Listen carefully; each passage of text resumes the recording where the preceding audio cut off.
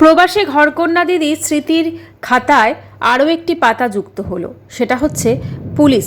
হ্যাঁ হ্যাঁ বন্ধুরা, পুলিশ ওনার ফরেনের যে বাড়িটি আছে ওখানে এসেছেন, মানে প্রবাসে আর কি, প্রবাসী দিদির বাড়িতে পুলিশ এসেছে। তো পুলিশ কী জন্য এসেছে মোটামুটিভাবে আমরা প্রত্যেকেই জানি। আগের দিনের ভিডিওতে যে ভিডিওটা এসেছে এগুলো অ্যাকচুয়ালি অনেক পুরনো ভিডিও আসছে, ঠিক আছে, এইগুলো অনেক দিন আগেই ঘটে গেছে, কিন্তু এখন এগুলো মৌহাদি পোস্ট করছেন। তো সেই জন্য এটা এখনকার ঘটনা না, এটা যখন উনি গেছিলেন ওখানে প্রবাসে তখনকার ঘটনা। এটা অনেক দিন হয়ে গেছে, মোটামুটি 1 মাস বোধহয় হয়েই গেছে। তো এবারে প্রবাসী দিদির পুরনো বাড়িতে চুরি হয়েছে এবং যে ভাড়াটে সে সব কিছু নিয়ে পালিয়েছে। তো যার জন্য মৌহাদি বেশ মানে আজকের ভিডিওতে বললেন আমি প্রায় 1 মাস পর পুলিশে খবর দিয়েছি। তো আমি যখনই পুলিশে খবর দিলাম তার 2-3 মিনিটের মধ্যে আমার বাড়িতে পুলিশ এলো। আচ্ছা, উনি একটা সিসিটিভি ক্যামেরার একটা ক্লিপিংস উনি শেয়ার করেছেন আমাদের সাথে। আমি ভাবছি উনি যদি সুযোগ পেতেন ক্যামেরাটা বের করে, হয়তো তিনি প্রস্তুত ছিলেন না বা কিছু, ক্যামেরাটা বের করে উনি এমন সুন্দর দৃশ্যটা খুব সুন্দরভাবেই শ্যুট করতে পারতেন। কিন্তু ওনার দুর্ভাগ্য বা হয়তো অডিয়েন্সের সৌভাগ্য বা যা কিছু, যে উনি সেটাকে কিন্তু শ্যুট করতে পারেননি। কারণ উনি যেভাবে শ্মশানের রিচুয়ালসগুলো উনি শ্যুট করেছিলেন সুন্দরভাবে, এবং ওনার চোখের জল মোছাটিও কিন্তু ওইটা তিনি করতে পারলেন না। এটা সত্যিই ওনার জন্য খুবই দুর্ভাগ্য।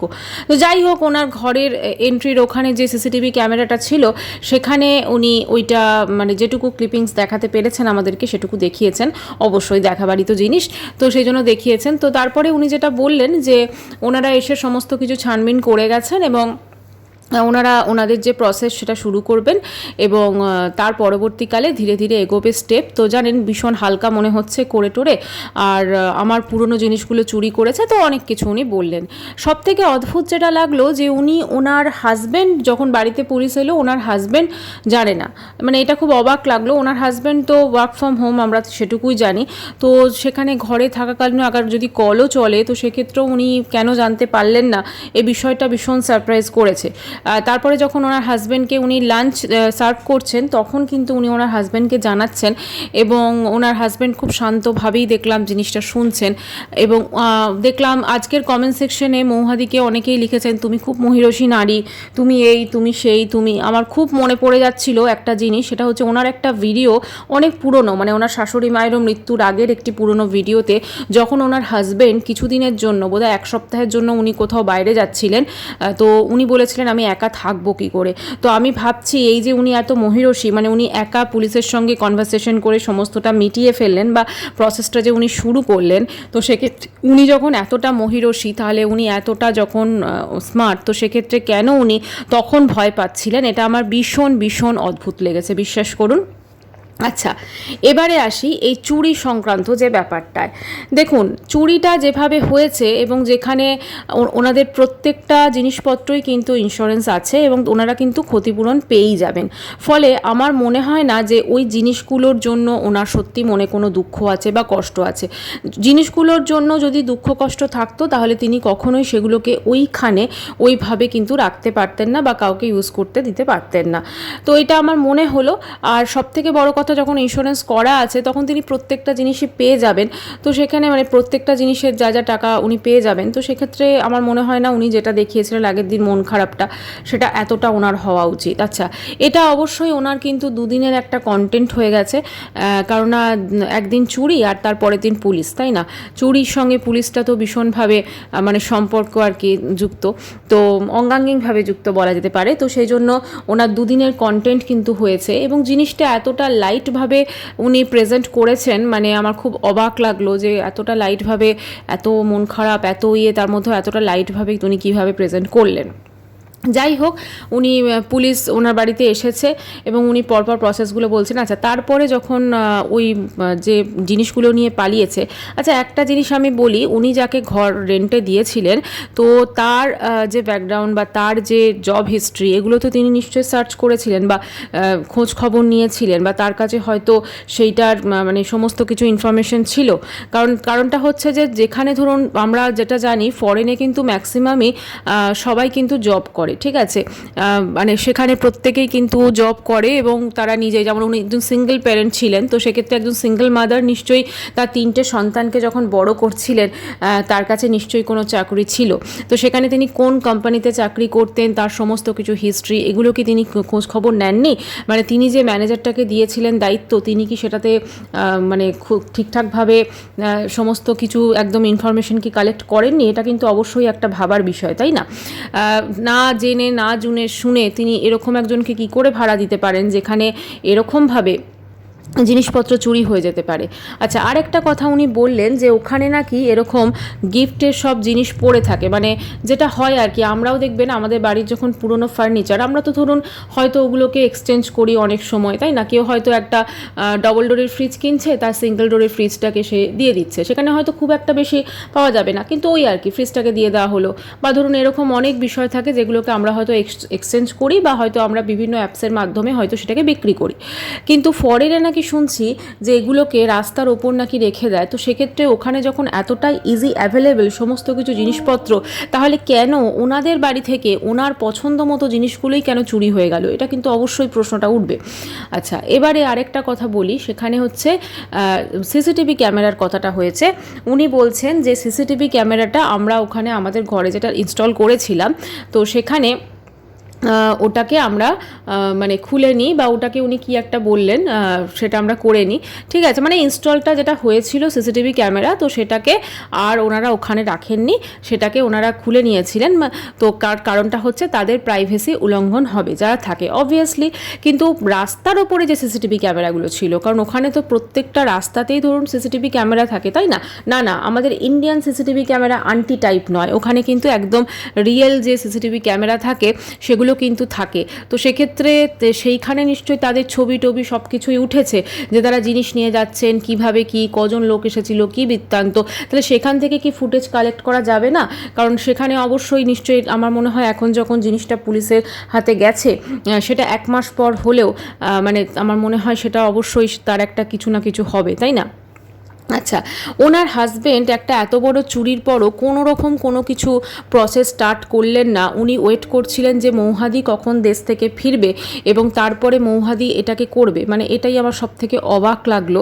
মানে উনি যখন যদি এটা ওনাদের পুলিশেই জানাতে হতো, তাহলে ওনারা আগে কেন করলেন না?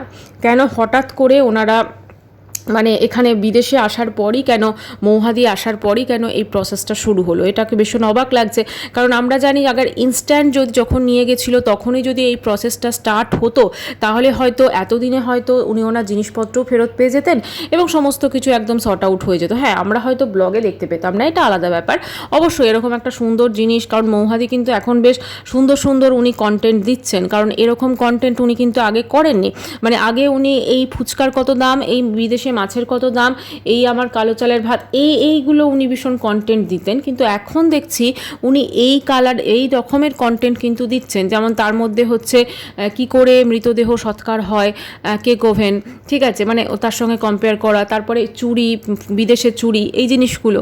তো এগুলো কিন্তু উনি কন্টেন্ট দিচ্ছেন এবং একটুখানি উনি বোধহয় ভ্যারিয়েশন আনছেন ওনার চ্যানেলে, কারণ ওনার স্মৃতির খাতায় কিন্তু এইগুলো পাতা হিসেবে রেখে দিতে হবে, যাতে উনি হয়তো ভবিষ্যতে গিয়ে এইগুলো স্মৃতি রোমান্থন করতে পারেন, বা ওনার যারা উত্তরসূরি থাকবেন, ওনার ছেলে, ওনার বৌমা, ওনার মেয়ে, ওনার হাজব্যান্ড, হয়তো সবাই মিলে হয়তো এই জিনিসগুলো জানবে যে চোর এলে বা চুরি হলে কী কী করতে হয় বা কী করেছিলাম আমরা। আমার মনে হচ্ছে সেটাই, কারণ উনি তো বলেছেন যে ওনার এই সবটুকু মুহূর্ত উনি আমাদের সঙ্গে শেয়ার করেন। কিন্তু সত্যিই কি এতদিন উনি যে দেশে ছিলেন এবং ফিরে যাওয়ার পর উনি প্রত্যেকটা মুহূর্ত আমাদের সঙ্গে শেয়ার করছেন? কখনই না। উনি কিন্তু যেটুকু মুহূর্ত আমাদের সঙ্গে শেয়ার করার, যেটা ওনার মনে হচ্ছে উনি কিন্তু করছেন, উনি কিন্তু প্রত্যেকটা মোমেন্ট কিন্তু আমাদের সঙ্গে শেয়ার করেন না, ঠিক আছে। তাই জন্য এখানে ওনার যেটা মানে উনি দেখাতে চাইছেন যে উনি চোরের পরের দিনই উনি পুলিশ এসেছে ওনার বাড়িতে, এবং সেটা নিয়ে কিন্তু আজকের কন্টেন্টটা উনি করেছেন। অবশ্যই সেখানে ওনার পালক পানির রান্না ছিল, আদার্স যা যা জিনিস থাকে হাউস হোল্ড ওয়ার্ক সমস্ত কিছুই ছিল। এবং তারপরে দিয়ে কিন্তু ওনার এই ভিডিওটাকে উনি আজকে মানে ব্লগটাকে ওনার মেন যে কন্টেন্ট ছিল সেটা ছিল অবশ্যই চুরির পরের দিন বাড়িতে পুলিশ এলো। মানে খুব অবাক লাগছে, আমরা তো নর্মালি ইন্ডিয়াতে দেখি এরকম কিছু একটা হলে সঙ্গে সঙ্গেই মানে সেই দিনেই পুলিশ স্টেশন মানুষ দৌড়োয় বা সেদিনই হয়তো সেই স্পটে পুলিশ চলে যায়, ঠিক আছে। কিন্তু ওখানে যেমন এতটা ফাস্ট সব কিছু, তাহলে তো আমার মনে হয় আরও তাড়াতাড়ি যদি এরকম যোগাযোগ করা যেত বা ওনার ওই যে ম্যানেজারটিকে রেখেছিলেন সমস্ত কিছু দেখাশোনা করার জন্য, তাহলে তিনি যদি সেটা ইনস্ট্যান্ট করতেন তাহলে হয়তো ইনস্ট্যান্ট আজকে মানে সমস্ত কিছু উনি ফেরতও পেয়ে যেতেন। আচ্ছা, এবারে পুলিশ ওনাদেরকে বলে গেছে যে ওনারা প্রথমে ওই মহিলাকে মানে খুঁজে বের করবে এবং তারপর জিনিসগুলো ফেরত দেওয়ার কথা বলবে। তারপর যদি ফেরত দিতে না পারে তাহলে তার সমান টাকা যে ক্ষতিপূরণ সেটা দিতে হবে। যদি সেটাও না হয় তাহলে ওই মহিলার বিরুদ্ধে মানে ওই যে সিঙ্গেল মাদার আছে তার বিরুদ্ধে কেস করা হবে, মানে কোর্টের ব্যাপার। তো এইটা উনি যখন ওনার হাজব্যান্ডকে বলছেন, উনি তার আগে দর্শকদের বলেছেন মানে উনি এখন সমস্ত কিছুই কিন্তু ক্যামেরাবন্দি করছেন, এই টাইপের কথাবার্তা, যেখানে উনি হাজব্যান্ডকে এটা জানাচ্ছেন যে আমার বাড়িতে আজকে পুলিশ এসেছিল, ওই বাড়িটা চুরি হয়েছে, এটা মানে হাজব্যান্ডকে খাওয়ার টেবিলে উনি জানাচ্ছেন, সেটা কিন্তু ক্যামেরায় উনি সাক্ষী করে জানাচ্ছেন, মানে দর্শকদেরকে উনি সেই জিনিসটা শোনাচ্ছেন, ঠিক আছে। তো সেখানে দেখলাম ওনার হাজব্যান্ড বলছে ঠিক আছে, কিন্তু সিঙ্গেল মাদার তো কেস ফেস করা এটা ঠিক। তারপর কেসে আসলে উনি তারপরে যেটা বললেন যে কেস করলে আবার ওদেরও মানে দুপক্ষকেই তো কোর্টে দৌড়তে হবে, কারণ এক পক্ষ না দুপক্ষকেই, এটা অবশ্যই। এবং ওখানে ধরুন ফরেনে যে কেস কাবারিগুলো হয় সেগুলো তো আর সত্যি কথা বলতে কি ইন্ডিয়ার মতো নয় যে একদম প্রচুর টাইম লাগে, ওখানে ইনস্ট্যান্ট সমস্ত কিছুই হয়ে যায়। কারণ এরকম ওখানে সত্যি কথা বলতে কি ক্রাইমের যে সংখ্যা সেটা কিন্তু অনেক কম, হ্যাঁ মানে কাউন্ট যদি করা যায় অনেক কম, কিন্তু ইন্ডিয়াতে অনেক বেশি। তো এই কারণে কি হয় ওখানে এই ধরনের জিনিসপত্র এবং অনেক রকম কোর্ট আছে, তো সেখানে কিন্তু এগুলো অনেক মানে দ্রুত নিষ্পত্তি হয়ে যায় সমস্ত কিছু। তো সেক্ষেত্রে উনি বলছেন, মৌহাদি বলছেন যে না আমি জিনিসগুলোর জন্য, আর মানে ওদিকে ওনার হাজব্যান্ড বলছেন না আর সিঙ্গেল মাদার, তো এটা হলে মানে ওনার প্রবলেম হতে পারে, যেহেতু অবশ্যই তার 3টে বাচ্চা আছে। এবার পুলিশ যদি তাকে অ্যারেস্ট করে বা তাকে পানিশড করে তো সেক্ষেত্রে তো তার সন্তানরা তো একটা তাদের অসুবিধা হবেই, তাই না। তো একটাই কথা যে ফরেনে এরকম চুরি সত্যি কথা আমরা কেউ শুনিনি, খুব অবাক লাগলো যে ফরেনেও চুরি হয়, কারণ আমরা ইন্ডিয়াতেই শুনেছি, ফরেনে যেরকম চুরি হতে পারে সেটা আমরা কখনো ভাবিনি।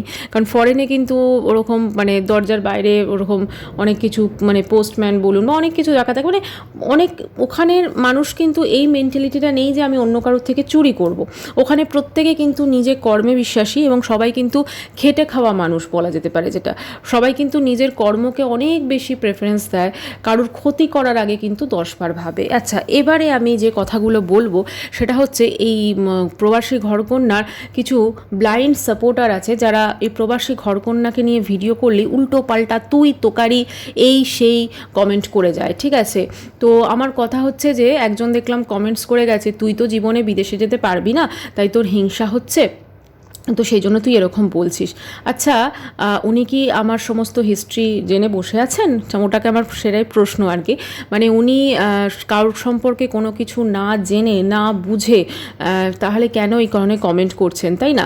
মানে আমরা যখনই মৌহাদিকে নিয়ে কোনো কিছু ভিডিও করব, শুধু মানে আমার চ্যানেলে এসে যে কমেন্ট করছে তা না, ওনাকে নিয়ে ভিডিও করলে যারা যারা ভিডিও করেছে যেটা হয়তো দেখবো, আর আমাদের সত্যি কথা কন্ট্রোভার্সি এরকমই চ্যানেল, ঠিক আছে, আমরা এখানে রিয়াকশন ভিডিও চ্যানেল, এটা কোনো ব্লগিং চ্যানেল নয়। তাই জন্য ওনারা যখনই আমরা ভিডিও করি ওনারা ছুটে দেখতে চলে আসেন, ভিডিও দেখবেন, মজা নেবেন, তারপরে ওনারা খুব নোংরা নোংরা কমেন্ট করে যান, কয়েকজন আছে। আর সত্যি কথা বলতে কি খুব খারাপ কমেন্ট করলে ব্লক করে দিই অনেক ক্ষেত্রে, আবার অনেক ক্ষেত্রে করি না ইচ্ছাকৃতভাবে। কেন জানেন তো? কারণ আফটার অল তো ভিউজ দিচ্ছে, তাই না?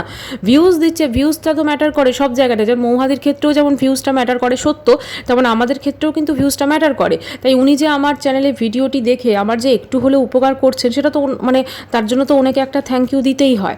তারপরে উনি কষ্ট করে একটা কমেন্টস লিখে যাচ্ছেন, অনেক ক্ষেত্রে কমেন্টসের আমি কোনো অ্যান্সারই করি না, কমেন্টসটাকে শুধু ডিলিট করে দিই, ঠিক আছে।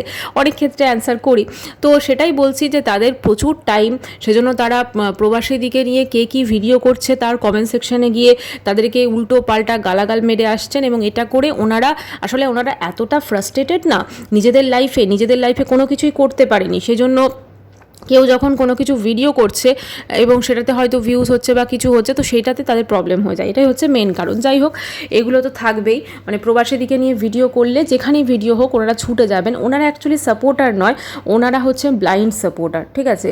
তো ঠিক আছে, ব্লাইন্ড সাপোর্টার ওনারা, খুব ভালো কথা। কিন্তু আমরা তো যেহেতু কন্ট্রোভার্সি ক্রিয়েটার, আমরা ওইভাবে কারোকে অন্ধভাবে আমরা দিয়ে করতে পারবো না। আমরা যার যেটা ঠিক ভুল সেই সমস্ত নিয়েই কিন্তু আমরা ভিডিও করি, এবং আপনারা যতই গালাগাল মারুন, যা কিছু করুন, আমরা ভিডিও করব, ঠিক আছে?